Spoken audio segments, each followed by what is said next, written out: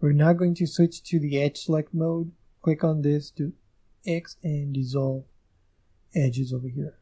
So when we do that, you'll see that it simply creates this area for the lips over here. Okay. Now, first thing that we want to do is stay in the edge select mode. Go ahead and click this, and we're going to rotate this R, and we're going to rotate this 1, 2, 3, 4. Okay. I'm just going to do it at 4, right? You can make this 5 or 6. It doesn't matter. It depends on the types of lip you're doing. I'm going to keep everything subtle. I'm going to click on this, and I'm going to bring this down 1 time only, right? Over here. So the next thing that we're going to do is we're going to go ahead and do Control R, and we're going to create an edge loop over here. Left click and then right click. You can see that it's simply equalizing it over here. Next thing I'm going to do is go ahead and click on the face select mode. We're going to bring this out over here, the bottom lip. Go to your right view. I'm going to zoom in. You're going to do 1, 2, 3, 4, and then 1 and then 2 over here, and then go ahead and click this, and then 1, 2 over here. And now you can actually bring this down 1 time over here just to open this up. If I go to my front view over here, you'll see that what we're doing is simply defining the bottom. So if I do tab, you'll see that we define the basic structure over here of the lips, right? So look at the pattern of thinking over here. Define the basic shapes, then come in and start to add the details. Don't start adding the details and then start moving stuff around, because you're going to get lost in the manipulation of these vertices. It can become very complicated that way. So now, how do we define really the edges for the top lip and the bottom lip? So we can do that by simply doing Control R, left clicking, and then letting it go. So over here, if I click on this and if I do G 2 times, you can see as soon as I bring it up, it makes an edge over here. I'm just going to make it go all the way up like this, okay? And over here, if you do G 2 times, if you do up, it just becomes a little more defined. You don't have to define it all the way. You can just go up and just come down maybe 1 until it moves, like just a little bit like this. Okay, if you do tab, you can simply go ahead and see how the lip is getting defined over here. Okay.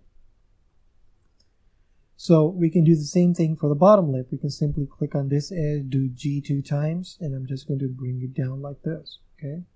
You see how it comes down over here. If I do tab, you can see that it simply gives it this subtle look. Okay. So now we're going to go ahead and click on this. We're going to actually, let's rotate these first. We're going to zoom in. Just rotate this 1, 2, 3. Click on this, rotate this 1, 2, 3.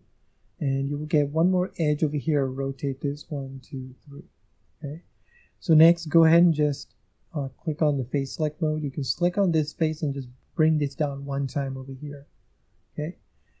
Now in the top lip, you're going to click on this. You're going to do rotate 1, 2 over here. Not too much. Go ahead and select on these. You can just select on both of these and just make it go up to shut the lips off. A to D select. So next, we're going to go ahead and click on vertex mode. Click on this vertex over here and just bring it in 1, 2, 3, 4, 5, 6. Going to go into my right view and do 1, 2, 3, 4. You can see that it simply creates this nudge over here. So next, you're going to basically get these 2 areas over here. So we're going to bring the dots 1, 2, 3, right? And you can see that it's simply now defining the area for the lips here. So obviously you can now click on these and do 1, 2, and bring this in 1, 2, and then 3, 4. And so the top lip is going to be smaller than the bottom lip, right? And now this depends on the type of race that you're doing, from what area, from what culture. You can mess around with that, but I'm just going to leave it be because I just like to use the lips designed this way in this formula set. Next, we can simply now define the area for the chin. Click on this 1, 2, 3, 4, 5, 6. Then 1, 2, 3, 4, 5. And then finally, if you want to give it a double chin, 1, 2, 3, 4, right? And then you'll see that it defines this area over here. Okay.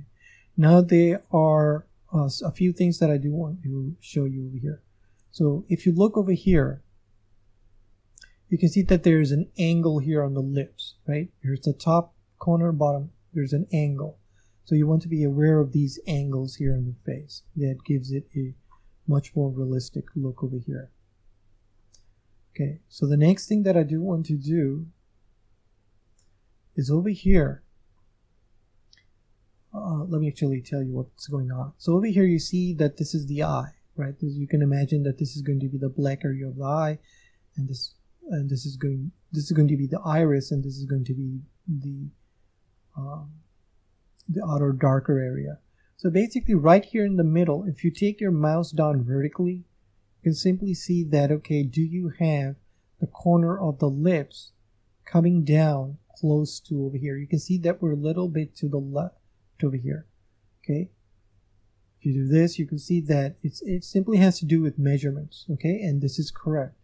We just need to be in this area. Okay, and if your lips are too over here, it's not going to look right. Okay, so you can move these vertices over here to the right if you needed to, but the way the formula system works, it gives you all the measurements here correctly. Okay, so now over here we're going to click on these two because you can see that there's a flap over here, but I'm not going to do that right now. There's actually two more things that we have to do, but I want to show you something here first. Okay, so here in this 3D view, if you open this up and scroll all the way down, well, actually let's scroll all the way up. So if I left click this panel over here and drag my mouse, having the left mouse button selected, or click down, I'm just going to do this and now move my mouse. It'll basically close everything quickly. You can do the same thing by just going this way. It'll just open everything up, right? So here's a quick way of doing it. Go ahead and click on shading and now do ambient occlusion. So what this does is simply allows you to just add some shadows in the viewport. So it helps you to visualize your 3D model in Blender. You can see that you can change a few things around if you wanted to, right? Usually you don't have to touch this stuff. And the other way to visualize this stuff, if you go under display, you can just do only render. And this will now remove all the clutter in the background to analyze your 3D object. You can see that the 3D manipulator is still here. You can simply click this to get rid of it. Okay. Now the other thing that you can do is under matte cap, you can actually select this to help you to see the visualization of your 3D model. And one really popular matte cap is that you'll see a lot of people use is this. This allows you to see your model as if it was carved out of clay. Okay, so the reason I'm bringing this up is basically what these are, they allow you to see the structure of your 3D model. Okay, so if I click on this one, you can see that we're getting this nudge over here on the top of the lip. That's good. And then we're getting this curve over here. Okay.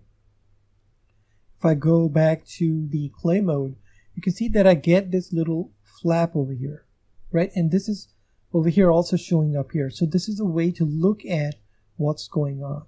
So we can actually stay in this mode over here. You have to make sure that you get rid of this if you want to still edit. So if I go under, bring back the 3D manipulator, go under solid, and now let's switch to edit mode. You can actually edit over here. So I'm going to go ahead and now select these two vertices and do W and then smooth over here.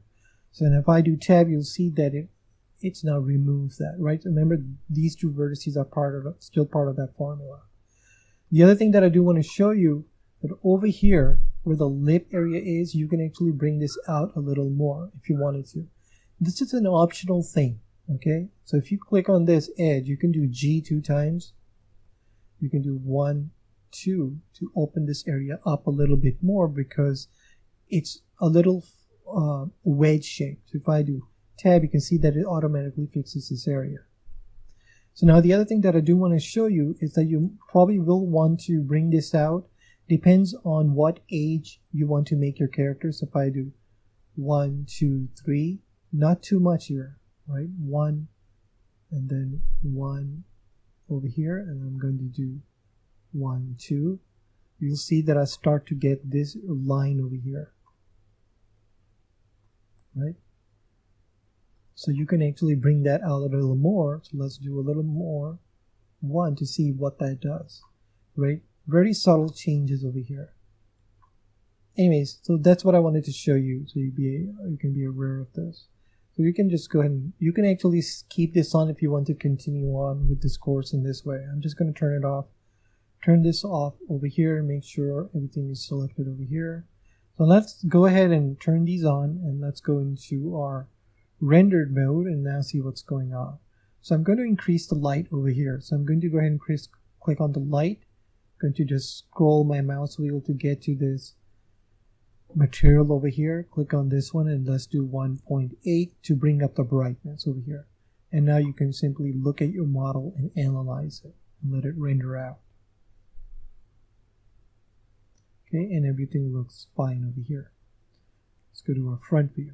Okay, so this is the technique that you can see that to create these very subtle features on the face, you can use this edge slided technique to create these very subtle edges. Okay, let's go ahead and switch to solid view. And I'm going to go ahead and now save this file, save as, and I'm going to save this as lesson 5. Now, I want to show you one other thing here. You don't want to save this. Okay, go ahead and shut off these lamps over here. Click on figure over here.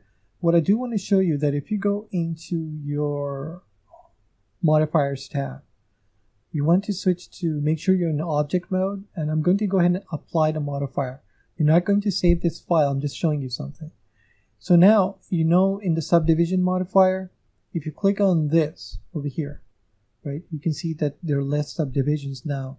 You can click on the object tab over here and click on wire. So what this is going to do is just simply show you the edge loops that it's going to give you over here if you actually apply that subdivision. So you can see how the topology, the real topology, is going to be defined for your face, right? Obviously, if you increase this, you'll get way too much stuff over here, right? And this is going to, so if you decided to do add let's say texture paint or normal maps or something like that, this is what you would be applying. So this is what I wanted to show you over here. You can see in the top lip we have a few more edge loops than the bottom lip, and that's fine.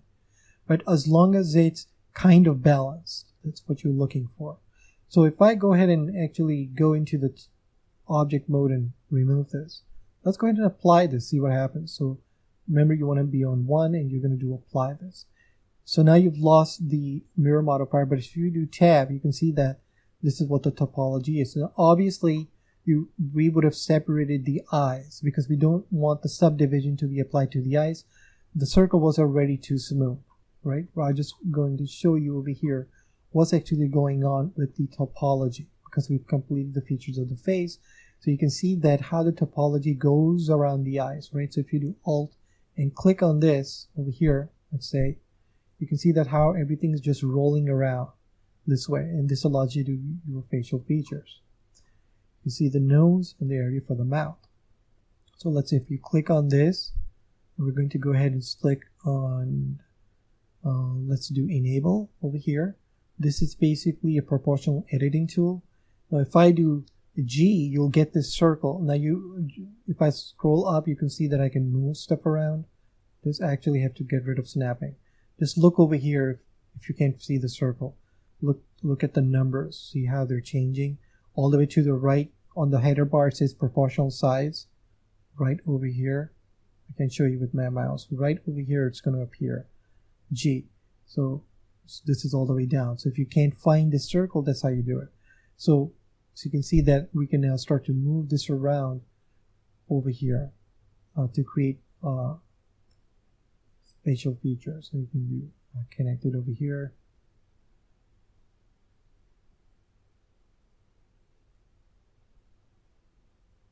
Right, so you would have to move this stuff around a little later on, but here I just wanted to show you this is how the proportional editing would work.